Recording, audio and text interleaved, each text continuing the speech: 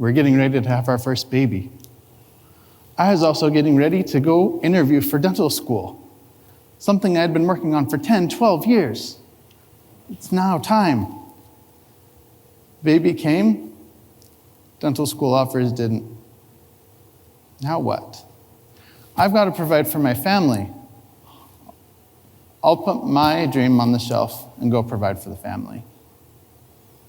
I didn't realize how much that decision would affect the next few years.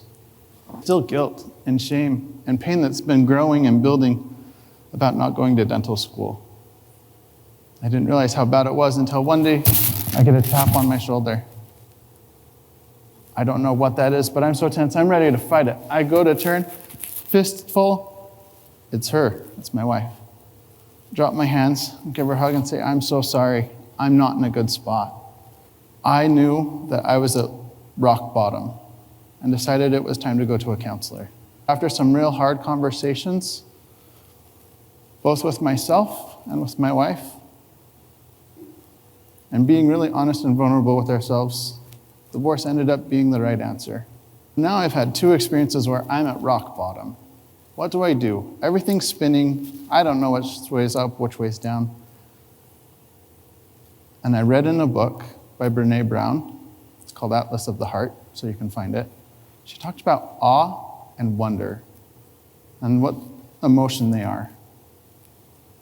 When you go outside and look at the stars tonight and think about how small you are as a human on a dust speck, floating around a glowing dust speck in that vast universe of space,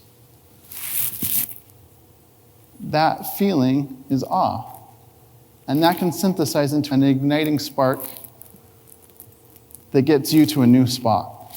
For me, one of those was when I was going to my real estate office and saw on the big scrolling mural a picture of a waterfall that fell into the ocean.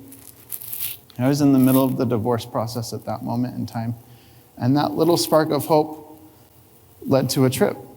I did find a golf course called Pacific Dunes, though. That course on the back 9 has a beautiful little lighthouse, and almost all of those holes are right on the ocean. I could not help looking at the deer, the trees, the grass, the otters out in the ocean, hearing the waves crash on the rocks. I don't even remember how I played golf that day. But I do remember feeling the sense of, you're always worthy and enough.